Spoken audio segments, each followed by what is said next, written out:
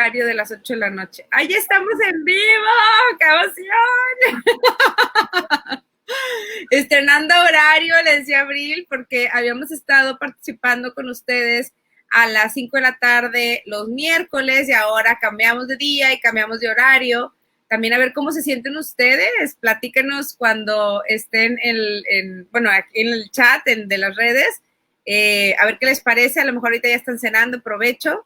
Pero bueno, pues para que se sumen al chat con nosotros. Y antes de todo, porque así debe de ser, quiero presentar a mi querida Abril Alzaga para que empecemos ya a platicar como esto manda, ¿no? Abril es licenciada en Ciencias de la Comunicación por la Facultad de Ciencias Políticas y Sociales de la UNAM. Durante su primera etapa trabajó y se especializó en producción, dirección y edición audiovisual, cultural y educativa. Se ha desempeñado en cargos como funcionaria pública en la Dirección General de Televisión Universitaria, en la coordinación de la Universidad Abierta y Educación a Distancia, en la coordinación de difusión cultural y en la Dirección General de Actividades Cinematográficas, todas dependencias de la UNAM, y ha tenido especialización en la producción ejecutiva, desarrollo de proyectos audiovisuales, gestión cultural de cine y teatro, así como gestión de cuerpos colegiados. Fue fundadora y coordinadora ejecutiva de la Cátedra Ingmar Bergman en Cine y Teatro de la UNAM durante 8 años. Programa de formación y reflexión y creación transdisciplinar para la creación y colaboración internacional en materia de cine y teatro. Además, actualmente es directora ejecutiva del FICUNAM, Festival Internacional de Cine de la UNAM, y ahí lleva la responsabilidad de la creación de la comunidad cinematográfica, la formación de públicos y de formación artística. Durante su carrera ha participado como jurado en festivales de cine y ha sido evaluadora para proyectos del FONCA, FOPROCINE y PROCINE. Además, es conductora del programa Cinemateca de TV UNAM y es una de las participantes del colectivo Ya es Hora en México, que tiene una campaña súper interesante de la cual quiero que platiquemos. Ahí es donde nos vamos a enfocar nuestra charla. Pero bueno, primero, bienvenida, Abril. Muchísimas gracias por compartir este espacio, por acompañarnos, por el tiempo, por todo.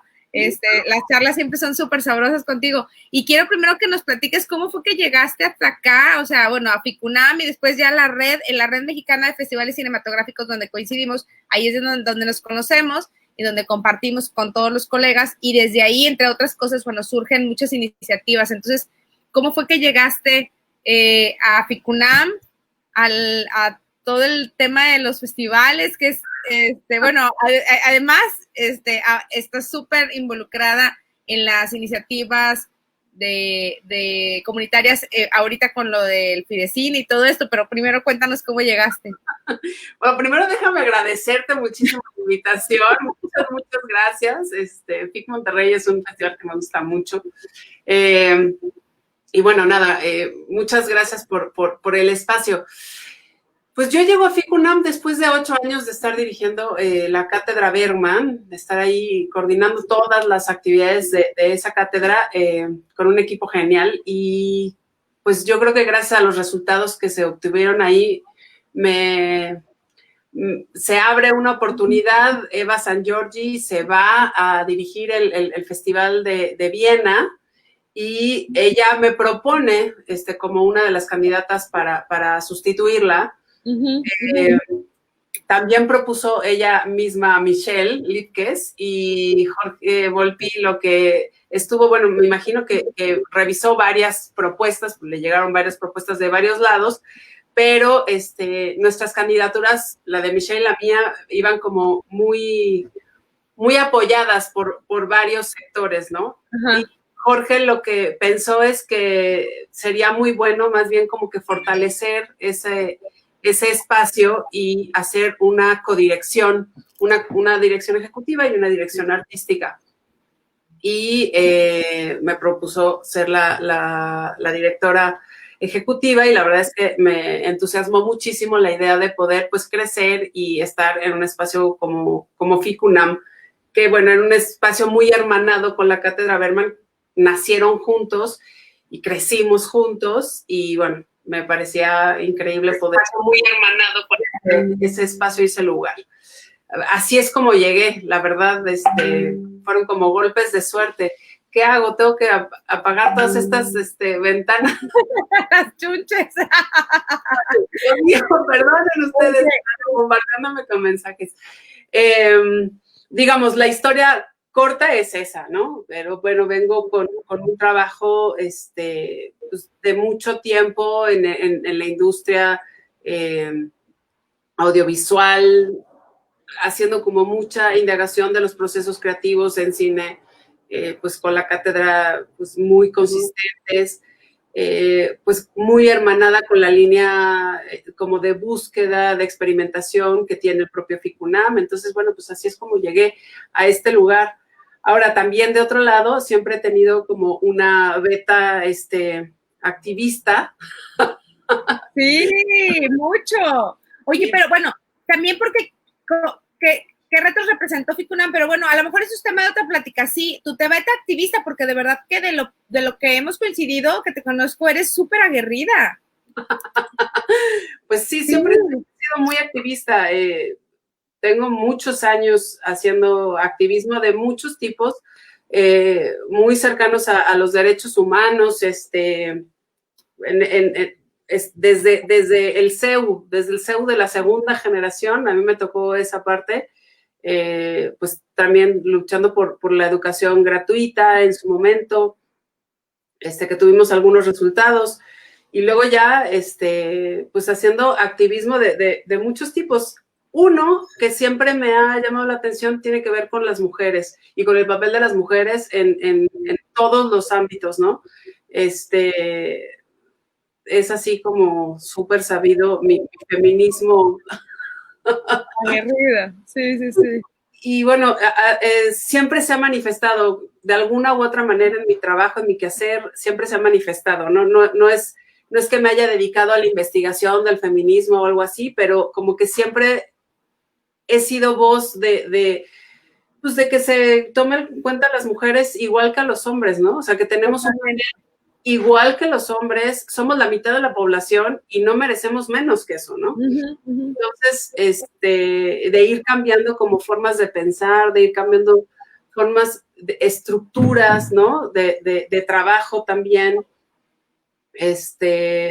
No sé, me ha tocado la suerte de tener algunos jefes hombres que valoraban muchísimo el trabajo de las mujeres, que eran jefes con puro staff de mujeres, me ha tocado, o jefas mujeres que obviamente impulsaban mucho el trabajo de las mujeres, o que no hacían esa distinción, ¿no? Sí, y sí, creo que ya desde ahí. Que sí me ha tocado ver en otros equipos que no son directos conmigo, que hay una distinción, ¿no? Que ves muy marcada la diferencia entre el trato a los hombres y a las mujeres. Y ahora siempre me ha llamado mucho la atención. Y bueno, es de una manera como muy natural que llego a Ya es hora.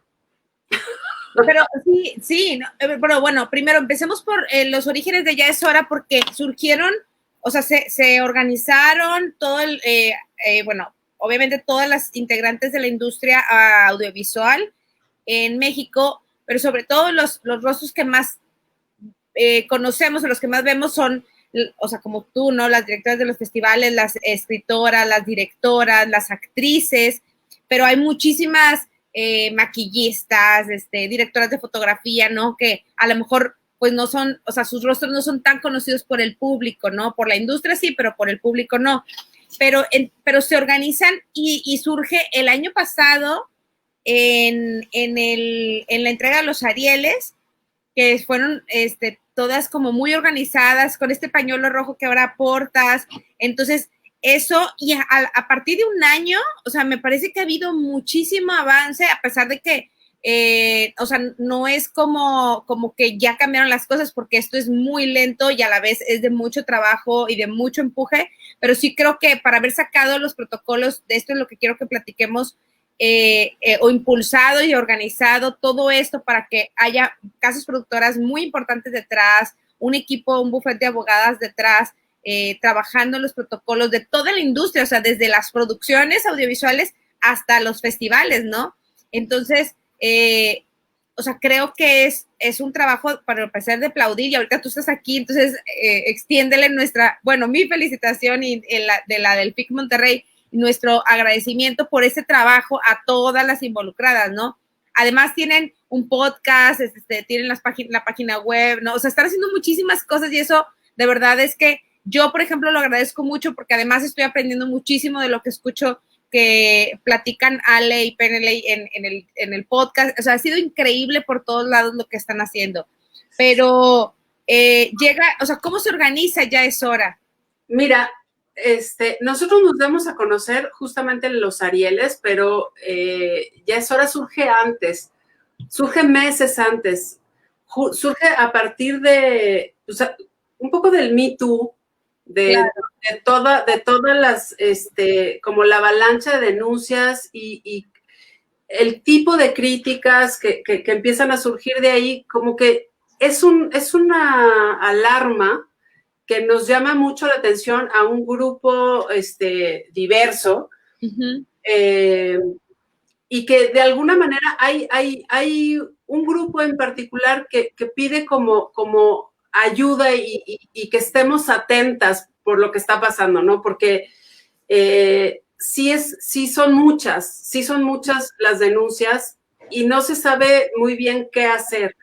Entonces, claro, al principio era como muy caótico, había muchas posiciones, había como muchas visiones acerca del tema, y el tema finalmente era la violencia y el acoso contra la mujer en los espacios de trabajo y no necesariamente en los espacios de trabajo. Y voy a abundar en esto un poquito más adelante, pero la idea era justamente, o lo que nos llamaba muchísimo la atención, era cómo se estaba normalizando, cómo estaba hipernormalizado la cosificación, el acoso, el abuso, nadie hacía nada, ¿no? O sea, tú planteabas cualquier denuncia en cualquier ministerio público y se burlaban de ti, te preguntaban, bueno, ¿tú cómo ibas vestida? ¿O por qué fuiste tú a la fiesta? ¿O cómo ibas vestida a la fiesta? ¿Tomaste? O sea, tú eres la culpable de todo, ¿no? Sí. Porque fuimos viendo que la última carta que había abierta era, pues entonces ahora hacemos la denuncia y el escracheo, ¿no? Sí. No ocurrió solo en México, que ocurrió en muchísimos lugares del mundo, pero bueno, en México toma un camino que nos llama mucho la atención y que decimos, esto que está pasando, o sea, este bombardeo que se empezó a hacer en redes y cómo se empezaron a reaccionar, nos asustó mucho porque dijimos, no, creemos que necesitamos, pues, canalizar esto y que la gente ponga atención no en si la chava, no en si es anónimo, no, sino tenemos un problema que tenemos que solucionar y que tenemos que atender. Entonces, varias nos llamamos, nos juntamos, ¿qué podemos hacer? ¿Cómo le entramos al tema? Estábamos hartas también de que, pues de seguir calladas y de seguir como un poco, ahora sí que aguantando vara, ¿no? O toreando el asunto, viendo cómo decíamos, no, tenemos que organizarnos, o sea, tenemos que dejar de hacer como estas cosas, pues que no están llevando a nada, más bien organicémonos, pensemos, planteemos en positivo cómo le entramos al tema. Y justamente en esas discusiones, pues de qué está pasando y además haciendo como un balance, ¿no? ¿Qué es lo que están haciendo en Argentina? ¿Qué es lo que están haciendo en Estados Unidos? ¿Qué es lo que está pasando aquí? ¿Por qué está reaccionando en violencia? O sea, lo que nos llama la atención es cuando empezamos cada una a ver en el Twitter la violencia virulenta contra las denuncias, fue como de, esto es una locura. O sea, esto es una locura. Nadie está entendiendo qué es lo que está pasando, ¿no? Sí. Y una chava que está diciendo esto, lo está diciendo como último recurso. O sea, lo que nosotros sentimos es, esto es como último recurso porque nadie la atendió en su momento. Entonces, ¿cómo le hacemos para que esto no vuelva a ocurrir? que no se repitan estas conductas, que se entiendan cuáles son las conductas que nos están afectando. Y ahí fue cuando empezamos a pensar en los protocolos, porque también se empezaba en ese momento a hablar digamos, en las instituciones gubernamentales sobre la necesidad de creación de distintos protocolos de atención al acoso y a la violencia en los espacios de trabajo. No es que nos hayamos iluminado, pero ha sido un movimiento como de muchos frentes, ¿no? Pero este es como el que nos toca porque es la industria en la que estamos, ¿no? Claro, y justo nuestra industria es la que no hablaba del tema, no lo sacaba y lo trataba de minimizar. De evadir, sí. ¿No? Mientras en muchas instituciones, no sé, la Universidad Nacional ya había sacado un protocolo que había estado trabajando por años, y otras instituciones, el INMujeres también había estado planteando la necesidad de hacer protocolos y, no sé, varios lugares, la industria audiovisual no decía ni pío y no se cuestionaba, ¿no? Sí, y había muchas denuncias en redes sociales, muchísimas, sobre todo, bueno, yo soy más activa en Twitter que en Facebook, y en Twitter era impresionante la cantidad de denuncias, y luego a personalidades también, otra vez como muy mediáticas, ¿no? Entonces había como pequeños booms, ¿no? De repente como que se ponía todo muy álgido y muy sensible la situación, pero como dices, fíjate que no lo había pensado así, y me parece que qué interesante cómo lo planteas, que de verdad la gente, o sea, las mujeres que se animan a publicar la situación que vivieron, es porque ya están en el último recurso, porque ya, o sea, ya es como un desahogo, porque nadie las apoyó, las canalizó para que esto fuera en un proceso como debiera de ser, ¿no? Que eso es importante también que lleguemos ahora con esto de los protocolos, porque me parece que todas y todos tenemos que estar informados, ¿no? O sea, si nos llega a pasar, ¿cómo tenemos que proceder? Y la reeducación total de trabajo, o sea, todo tiene que cambiar, ¿no? Y eso me parece que es súper importante que se siga dialogando, ¿no? Porque tampoco es como que haces así, ya te borró todo un historial de formación o de aprendizaje, ¿no? Incluso como o sea, nosotras que hayamos pasado por alguna situación de acoso, de violencia, como dices, que lo habíamos normalizado, como que yo soy muy afortunada porque no recuerdo que me hayan tocado algunas cosas así, como fuertes, ¿no? Pero de repente sí, como pequeñas violencias, como pequeños machismos o micromachismos, como dicen por ahí también, y no había puesto atención, lo normalizaba, ¿no? Pero entonces, ¿cómo es ir para nosotras mismas despertando esa conciencia? Exacto, desde nombrar bien las cosas, ¿no? Desde saber qué es un acoso, desde saber qué es un hostigamiento, o sea, como poner en común lo que dice nuestra Constitución, porque además, o sea, está tipificado, pero no lo conocemos, no sabemos que eso está tipificado, ¿no? Digo, ya ha sido un gran logro que se haya tipificado. Entonces, los protocolos justamente ayudan a eso, a poner como en un lenguaje común y a poner una base entre todos los que están trabajando en un mismo espacio, las reglas del juego. Y esto se permite, esto no, pero ya lo sabes de antemano y ya sabes que esa conducta no es apropiada, ¿no? O sea, la capacitación creo que es algo clave en justamente la aplicación de los protocolos.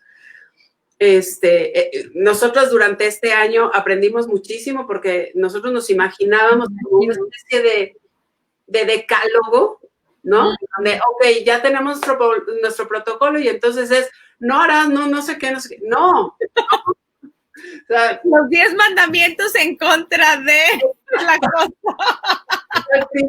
Al principio pensábamos en protocolos porque era lo que se hablaba como en el ambiente y no sabíamos en realidad nosotras qué es lo que estábamos pidiendo. Sí. Pero teníamos una intuición de si ponemos unas reglas claras, eso sí, creo que todos vamos a entender cuáles son los límites. Lo que necesitamos son como límites muy claros. Y justamente en una industria con la que se trabaja principalmente con el cuerpo. O sea, en la industria audiovisual tú pones como, digamos, como parte primordial, digamos, de los que están enfrente de una cámara, lo que pones es tu cuerpo. Totalmente. Entonces, pues necesitas poner límites. ¿Cómo va, o sea, cómo se va a poner tu cuerpo? ¿Cómo te vas a cuidar? ¿Cómo se va a vulnerar o no, no? O sea, finalmente te pones muy vulnerable. Sí. Eso, digamos, como en la parte más obvia, pero luego también empezamos a entender qué pasa con las relaciones de poder. O sea, ¿por qué hay protocolos de acoso también en otros espacios laborales? Porque hay relaciones de poder. Sí. Y tú ejerces una posición de poder y puedes o no hacer un hostigamiento, ¿no? O sea, cuando tienes una posición de poder. Entonces, entender esas cosas creo que es muy importante. Estuvimos trabajando de la mano del Boston Center. Bueno, al principio no trabajamos con nadie, estábamos como tratando de entender qué significaba un protocolo, cómo lo podíamos crear, pensábamos que podíamos hacer esa receta, que alguien nos podía asesorar a hacer esa receta y compartirla con todos Dios. Luego nos fuimos como empapando del asunto y bueno, vimos que un protocolo, bueno, es un trabajo que hace alguien, que lo diseña alguien y que tiene una autoría, digamos, ¿no? Exactamente.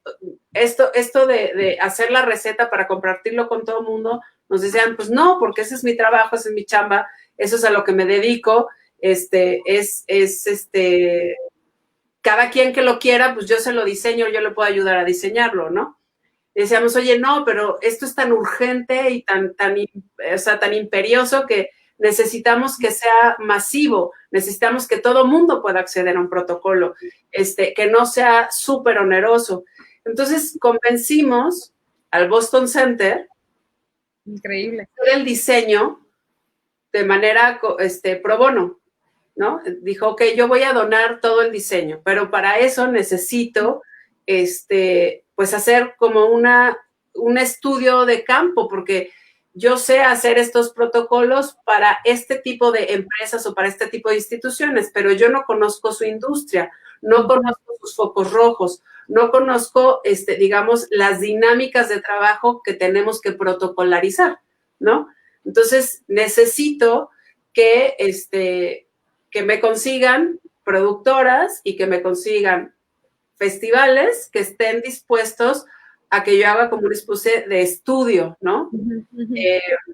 Y entonces estuvimos trabajando, bueno, las productores estuvieron trabajando 6 meses, los festivales estuvimos trabajando como 4 meses, y ellas nos iban haciendo como una batería de preguntas. Nosotros fuimos 3 festivales los que estuvimos, digamos, en como estudio de conejillos indias. Fue Ambulante, FICUNAM y Los Cabos. 3 festivales con dinámicas distintas. Totalmente. ¿no? Y que podríamos justamente ayudar a llegar como a una base común. O sea, ¿cuáles eran los puntos en donde todas coincidíamos como festivales? Y esa es la base, digamos, de la Biblia del protocolo, ¿no? Estuvimos trabajando muchísimo, cada paso, había cosas que a lo mejor no me aplicaban a mí, pero a Ambulante sí, o a un festival como Ambulante que dura mucho tiempo, que está por toda la República, que tiene varias sedes, ¿no? Era una dinámica, o había cosas que le aplicaban a un festival como Los Cabos, que tienen una dinámica de invitación de todos los que participan, ¿no? O sea, es muy poca la gente local, sino que todos asisten, todos los invitados van. Entonces, todas esas piezas se ponían en juego y íbamos viendo cuáles eran las partes en común. Y yo creo que quedó un protocolo para festivales, digo, habiendo participado desde dentro en esa construcción, quedó un protocolo de paso por paso que tome en cuenta desde los invitados, toma en cuenta desde los voluntarios. O sea, ¿qué pasa cuando tienes gente trabajando voluntariamente?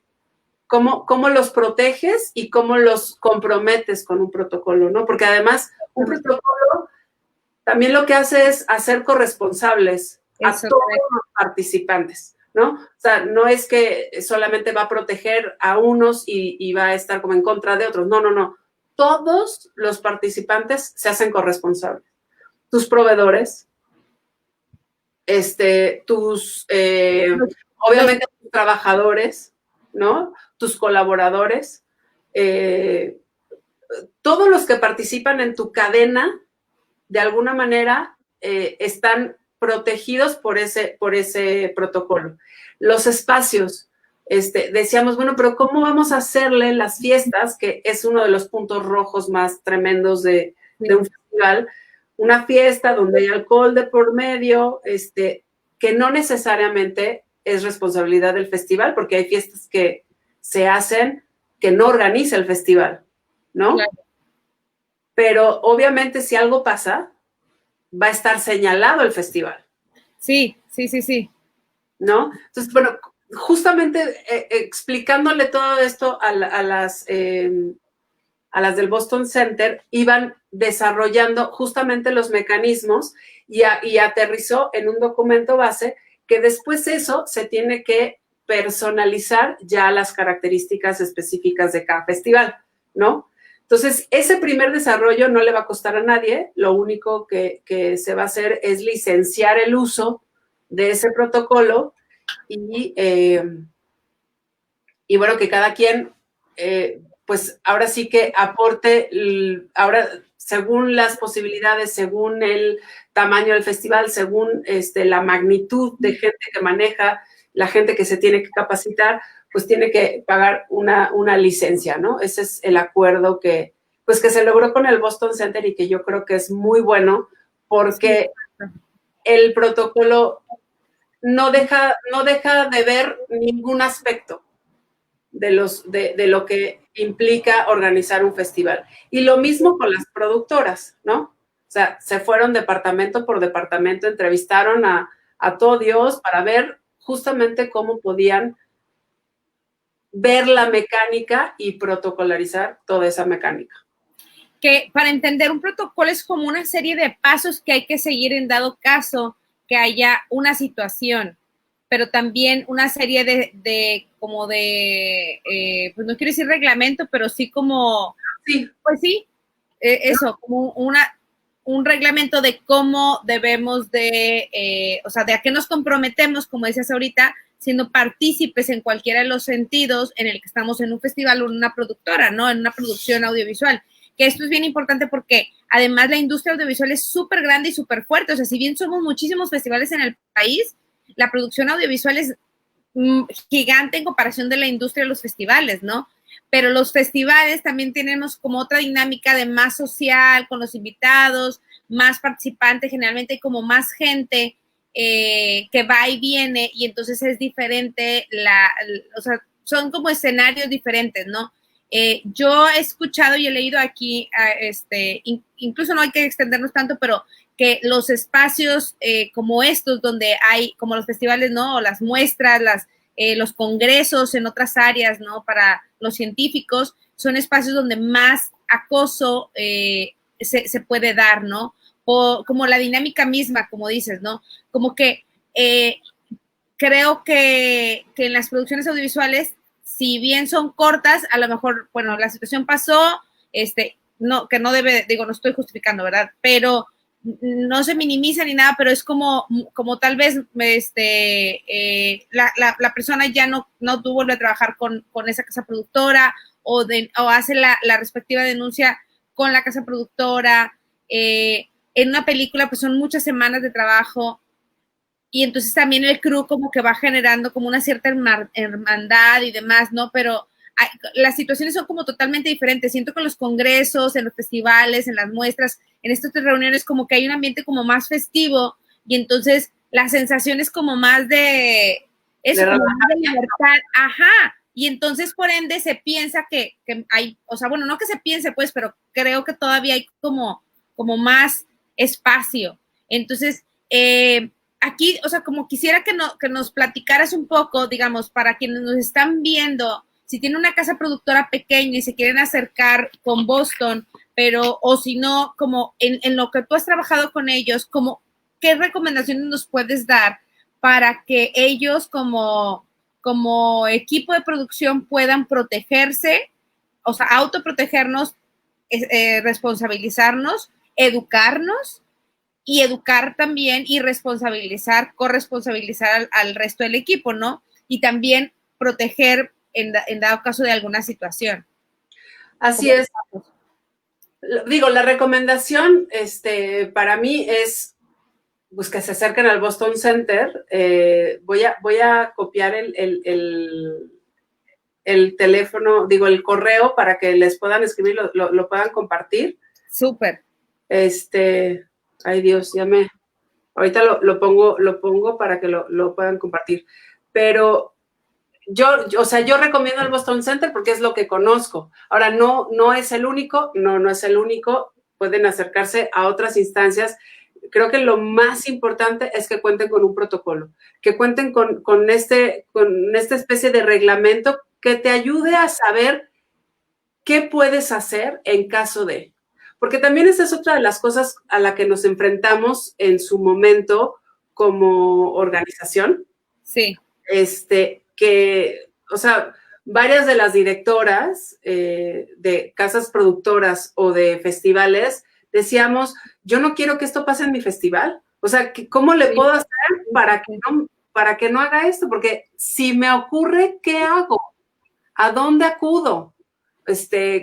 O sea, ¿cuáles son mis límites como responsable de un festival? ¿No? O sea, ¿a qué sí puedo apelar y a qué no? Esas cosas eran como mucho de las motivaciones que nos hizo, necesitamos meterle velocidad a esto y necesitamos aplicarnos a que los protocolos funcionen. Y bueno, ahí fue como una de las primeras cosas que nos motivó, ¿no? Saber qué tenemos que hacer.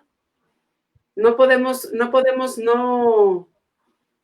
no estar como al corriente y con lo que nos está exigiendo, pues lo que estamos buscando nosotras mismas, ¿no? Exacto, exacto.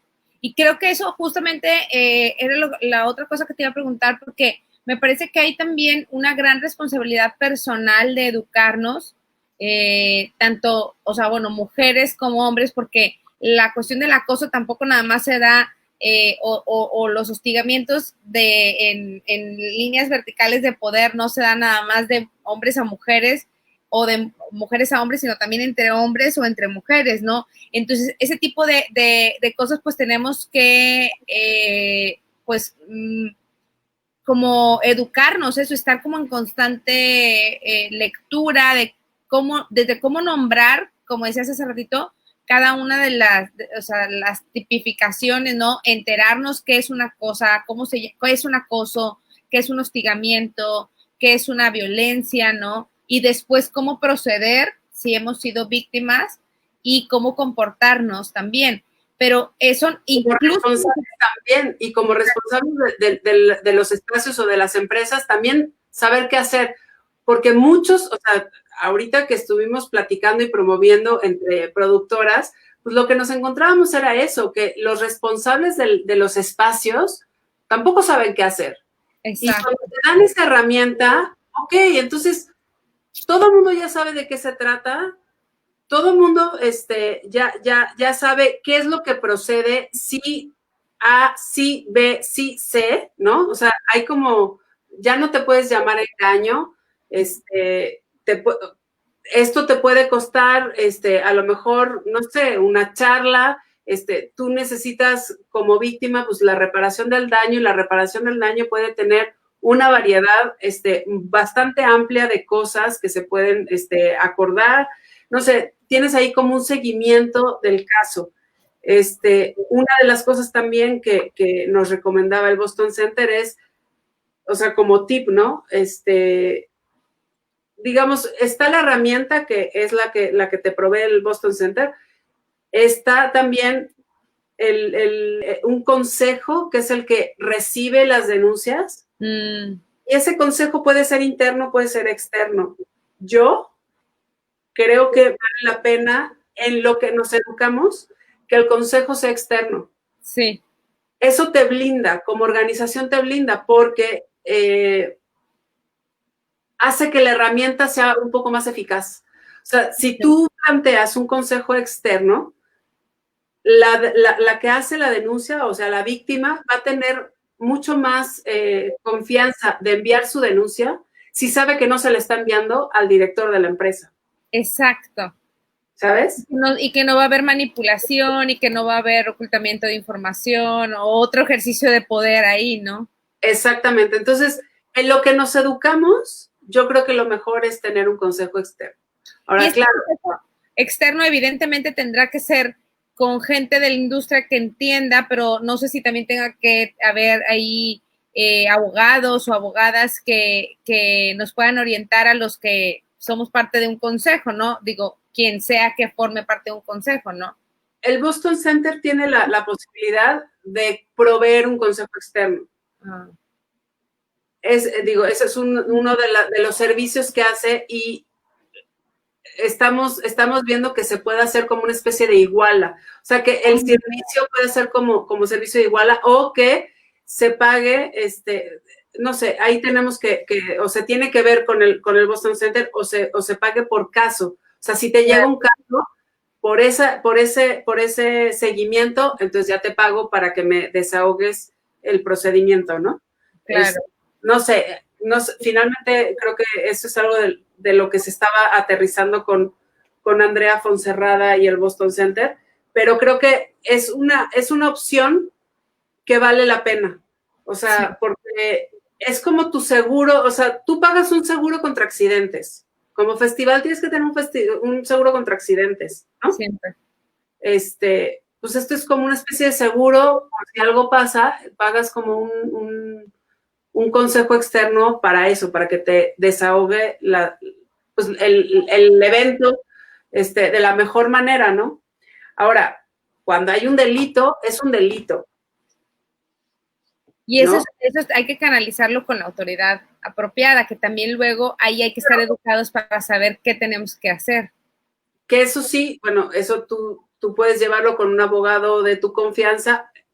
El Boston Center tiene abogados para hacer eso también, ¿no? Para hacer ese acompañamiento legal, que creo que puede valer la pena.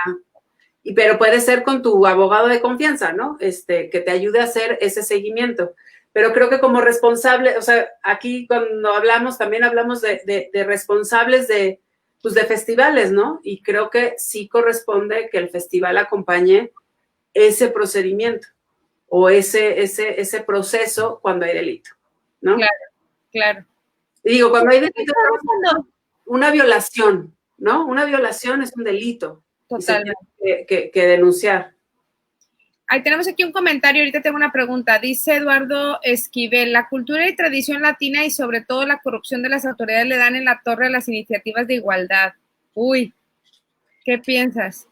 Sí, sí, creo que ha sido tradicionalmente así, pero sí creo que ahorita, o sea, a partir de justamente este año y medio de mucho trabajo, no solo de Yesora, sino de muchas organizaciones, o sea, las manifestaciones feministas que estamos viendo están visibilizando justamente esta impunidad y esta corrupción. Y yo creo que ahorita es una oportunidad de las autoridades de empezar a ejercer de otra manera.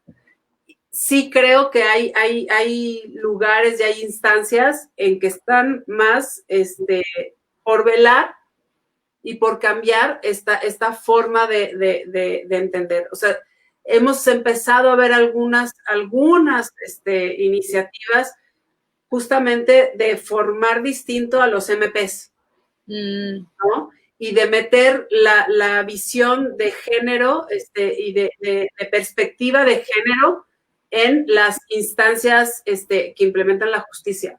Entonces, bueno, yo quiero pensar que eso se va a ir notando.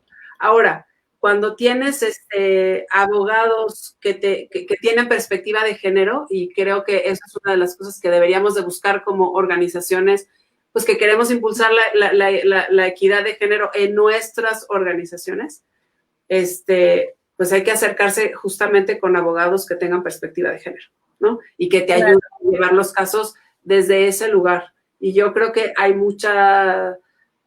hay varias abogadas que ya están trabajando en ese sentido, ¿no? Unas son el Boston Center, pero hay muchas, ¿no? Que están trabajando en ese sentido. Entonces, bueno, uno de los tips que yo diría es acercarse a ese tipo de abogados o abogadas para llevar a mejor cauce justamente si hay un asunto de víctimas en nuestros espacios de trabajo, ¿no? Uh-huh.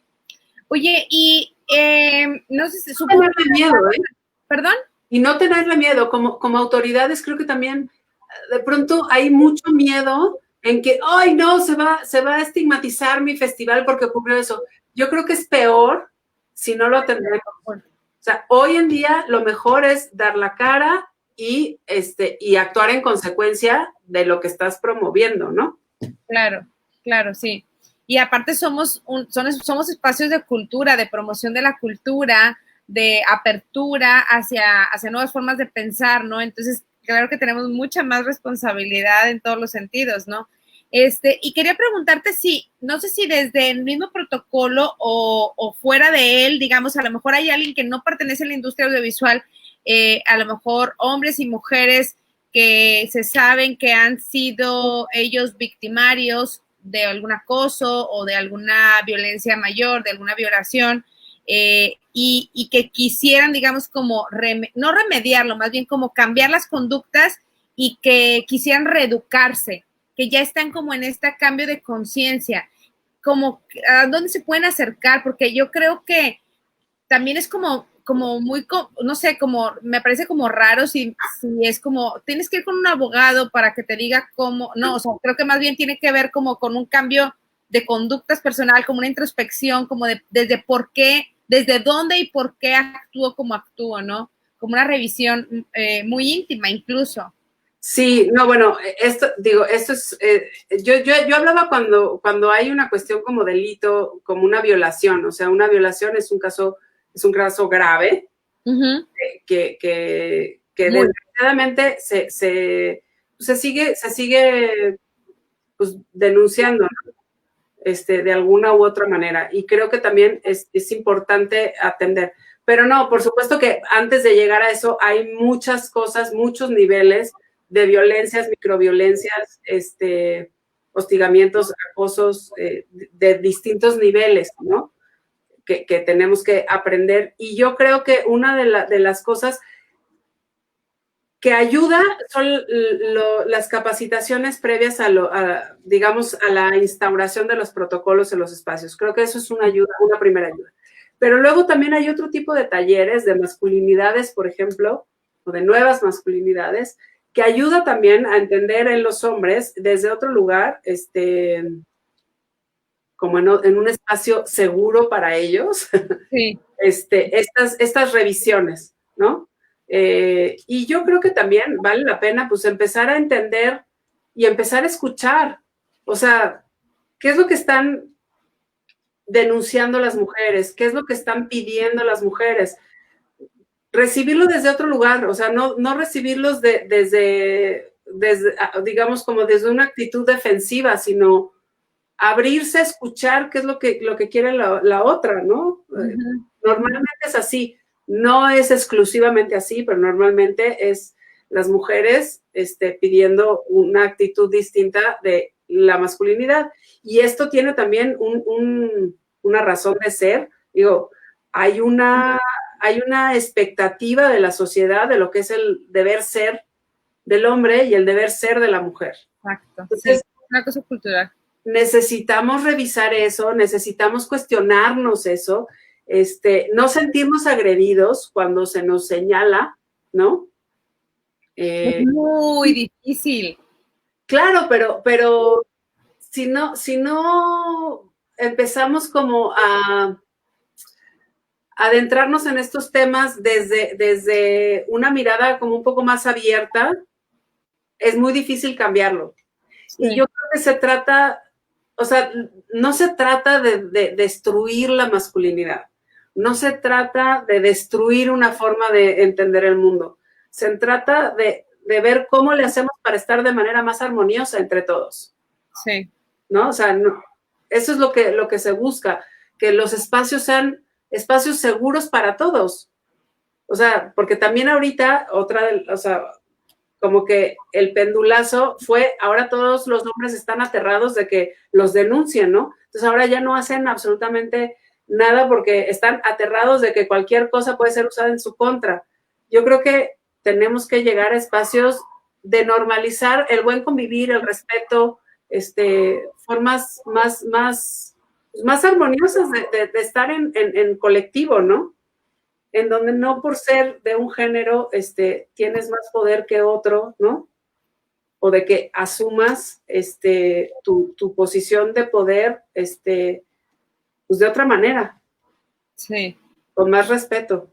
Totalmente, totalmente. Oye, y bueno, ¿qué pasa? Ya a lo mejor esto es como muy técnico, pero no sé si lo hayan revisado ustedes, porque en las producciones, pero sobre todo por ejemplo, en los festivales, en los congresos, en todos los espacios de promoción, hay mucha gente que somos de diferentes, bueno, ciudades incluso, pues dentro de un solo país, creo que aplican las mismas leyes y demás, los mismos protocolos. Pero ¿qué pasa con personas de otros países, no? ¿Cómo funcionan los protocolos ahí? ¿Es exactamente igual o...? Mira, yo voy a poner un ejemplo, que creo que es muy bueno. El Festival de Toronto. Ajá. El Festival de Toronto, si tú quieres ir, te hacen como firmar un disclaimer en donde tú te comprometes a adoptar el protocolo de conducta del festival, ¿no? Y donde dice, aquí en este festival no se aceptará el acoso, el hostigamiento o actitudes o comportamientos inapropiados o ofensivos, discriminatorios, porque además es más amplio, ¿no? O sea, es muy amplio, incluso cabe la discriminación, no sé, son varias cosas. Y si tú quieres ir, tienes que firmarlo. Y si tú lo firmas, te estás comprometiendo a eso. Claro. Y bueno, como invitado, pues no quieres ser tachado como persona non grata, ¿no? Claro, claro, totalmente, totalmente. O sea, y vaya que se dieron casos muy sonados, por ejemplo, el de Ciro Guerra, ¿no? Que según leí, la gran mayoría de las situaciones habían sido en festivales de cine, ¿no? Así es. No de Toronto, ¿verdad? Porque, entonces, bueno, ese es un muy buen tip para todos los que hacemos festivales de cine, pero también congresos desde académicos, ¿no? Porque, o sea, se juntan los académicos o los investigadores, y entonces al final es como un evento como un poco más abierto, más festivo, ¿no? Como habíamos dicho. Claro, o sea, yo creo que ese tipo de acciones son disuasivas. O sea, ya te ponen o sea, cuando tú recibes una carta y dices, ok, yo me estoy acreditando y te dicen, ok, sí, pero aceptas todo esto y tú lo firmas de regreso, pues ya te ponen otro chip, ¿no? O sea, como que dices, este festival sí está atento a estas cosas. Y si además en la carta dices, oye, si tienes cualquier cosa y cuando llegas a tu habitación o cuando llegas al lugar en la bolsita que te dan, para cualquier emergencia de tal, llama a este call center, o llama a este lugar. O sea, cuando tú también como invitado sabes qué hacer, o sea, sabes a dónde acudir si te ocurre cualquier cosa, pues también pone a todo el mundo en otra tesitura. Totalmente. Porque sabes que ese tema es un tema sensible, es un tema que no se va a dejar pasar y es un tema en el que están poniendo, digamos, todos los reflectores. Entonces, yo creo que eso también como invitado, pues te hace comportarte de otra manera. Te cambian tu perspectiva del asunto.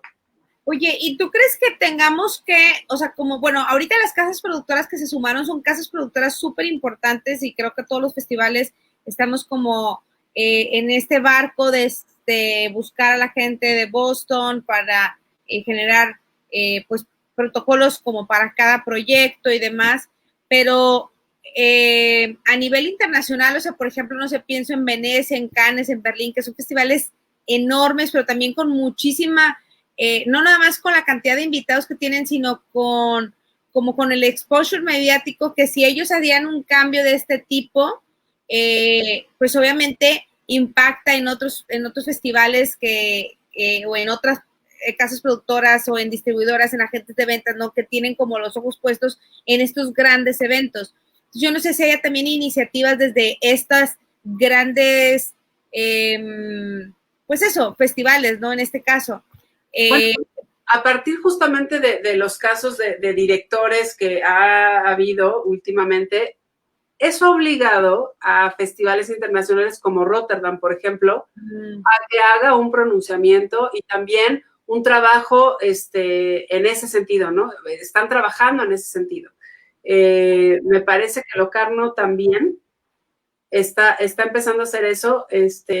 Creo que en algún momento el más grande ha sido Toronto y ha sido con todo y desde hace 3 años que están con el dedo en el renglón, puesto durísimo.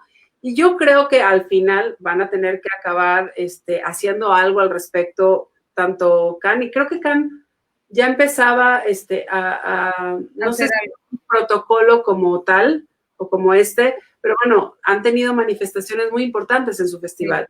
Sí. El 50-50 lo firmaron, ¿no? Sí. Entonces, yo creo que van a tener que empezar a hacer cosas de este tipo. Digo, Berlín también está haciendo acciones en favor de la equidad, ¿no? Y yo creo que... Te iba a decir esto de que van a premiar a un director, no, perdón, al mejor actor o actriz sin distinción, o sea, simplemente la mejor interpretación. Entonces, ese tipo de cosas, pues también me parece que es no distinguir entre un género y el otro, sino simplemente dar un premio a la mejor interpretación actoral, ¿no? Y eso ya también hace como una pequeña diferencia a nivel masivo y a nivel exposure mediático, ¿no? Falta internamente revisar sí, están también tomando este tipo de acciones como Toronto, ¿no? Así es, creo que ya se empieza a ver también que los jurados haya más paridad, ¿no? Que los jurados, que creo que es un lugar clave en los festivales, creo que hay que buscar ahí la paridad a toda costa y que en la toma de decisiones también haya paridad, ¿no? O sea, en los lugares donde, digamos, en los puestos de toma de decisiones haya paridad, ¿no? Creo que eso también cambia la sensibilidad, cambia la visión, incorpora, enriquece, abre el horizonte. Creo que de esas cosas también poco a poco se han ido dando cuenta justamente grandes empresas audiovisuales, cuando empezaron a darse cuenta que quienes hacían los comerciales o, no sé, en materia de entretenimiento o de anuncios, que quienes hacían los anuncios para mujeres eran hombres. Sí. O sea, ¿y por qué? Y era así como de, ni siquiera se habían puesto a reflexionar por qué, ¿no? O sea, es una inercia. Venimos arrastrando inercias de muchos, muchos años. Y cuando hicieron el cambio y empezaron a decir, ok, no, aquí 50-50, y recibieron las propuestas, digamos, 50-50, se dieron cuenta, o sea, abrieron los ojos a que muchas de las propuestas eran mucho mejor las de mujeres, claro, pues porque conocen a su mercado, ¿no? Sí, porque nos lo sentimos, porque nos pasa a nosotras. Entonces empezaron a hacer como varios cambios y yo creo que mucho se habla, ¿no? De la cuota de género, hay mujeres que se sienten también ofendidas porque me vas a aceptar solamente porque soy mujer, pero también hay una realidad. Y no sé si a ti te pasó lo mismo este año, Janet, pero las películas que se inscriben son 20% dirigidas por mujeres y 80% dirigidas por hombres. Si en esa proporción, pues ¿cómo vas a poder tener una paridad, no? O sea, si por volumen, por número estadístico, pues tienes muchos más hombres, pues seguramente habrá más películas de hombres buenas que de mujeres, porque solamente tienes 20. Exactamente, porque hay por estadística. Pues sí. Sí, sabes que este año siempre hemos tenido muchas participaciones de mujeres. En la competencia de Nuevo León no tanto, la verdad es que ahí, y Narce sobre todo, que es la directora de programación, siempre está diciendo, oigan, ¿qué onda con las mujeres? ¿Dónde están las directoras de Nuevo León? Etcétera, ¿no? Este año tuvimos 3 documentales mexicanos dirigidos por mujeres y solo un hombre. Fue bien interesante, ¿no? Pero en ficción no había directoras. Entonces, en internacional también había muchas mujeres y en ficción puros hombres. Entonces, bueno, creo que sí están cambiando muchísimo las cosas, pero en cuestión de que las mujeres están teniendo más espacios a producir, a dirigirse las películas, y entonces, pues a lo mejor en unos 2 o 3 años ya vamos a poder incluso lograr tener 60 mujeres, 40 hombres, ¿no? Y simplemente por estadística, porque nos llegan muchas películas de mujeres y son de tan buena calidad que hay que programarlas, ¿no? Se nos está acabando el tiempo, Abril, entonces nada más para que como que cierres, porque son muchas cosas, pero danos así como un cierre. Un cierre. Bueno, yo lo que les recomiendo es busquen un protocolo que les haga sentido, que los ponga todo el mundo en el mismo track, en el mismo camino, y que les ayude a saber a todo el mundo cómo van a proceder en caso de que un incidente ocurra. Creo que ese es paso número 1. 2, creo que también hay que buscar lugares de paridad y de equidad, pagarle lo mismo a alguien que hace el mismo trabajo, ¿no? O sea, no por ser mujer pagarle menos. Exacto. Esto sigue ocurriendo, me parece horrible. También buscar la equidad en los puestos de dirección. Es muy sano la diversidad en los equipos. O sea, no hay riqueza mayor que un equipo diverso. Van a tener más ideas, más oportunidades, va a crecer mucho más rápido cualquier organización cuando hay diversidad al interior. Entonces, no le tengan miedo a que alguien piense distinto a ustedes. Es mejor tenerlo adentro y de aliado que de enemigo. Totalmente. Sí, digo, creo que eso es una filosofía que deberíamos de adoptar todos, y que nos vendría muy bien, nos haría mucho más tolerantes en todos los sentidos. No nada más en cuestiones de género, o sea, de todos los sentidos. Es mejor tener diversidad siempre. Y pues nada, muchas gracias por la oportunidad de estar aquí platicando contigo, Janet, me encanta.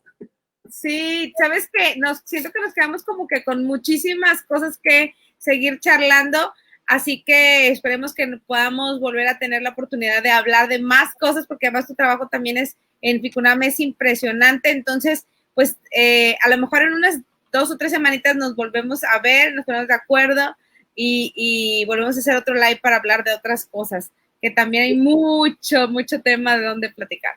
Sí, bueno, sí, a todos los que nos siguieron en vivo o que los que nos van a ver con este programa grabado, pues les agradecemos mucho que nos hayan acompañado. Esperemos que les haya servido la información que Abril nos compartió, que busquen espacios de formación, de reeducación, de romper estereotipos, de romper ideas, y acercarnos con los expertos para que nos ayuden a encontrar los caminos adecuados cuando esta situación se presente, que esperemos cada vez se presente en menor número, ¿no?